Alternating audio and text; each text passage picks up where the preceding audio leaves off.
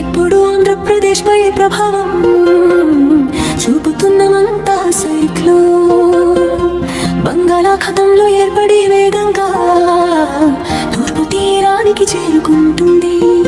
ఈ తుఫాను వల్ల గాలులు గంటకు ఉస్మా నుండి 100 కిలోమీటర్ల వేగంతో వీయొచ్చు.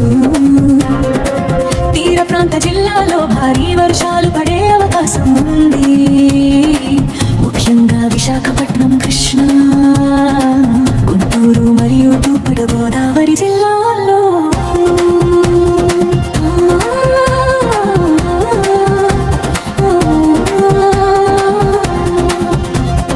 జాగ్రత్తగా ఉండండి. సముద్రానికి దగ్గరగా వెళ్ళకండి. పడవలు నిలిపివేయండి. బయట అవసరం లేకుండా వెళ్ళవద్దు. ప్రభుత్వం అన్ని ఏర్పాట్లు చేస్తోంది.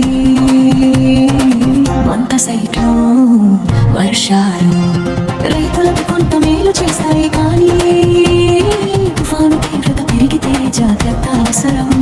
మన అందరం భద్రంగా ఉండాలి. వర్షం అందంగా కనిపించినా జాగ్రత్తే మన రక్షణ.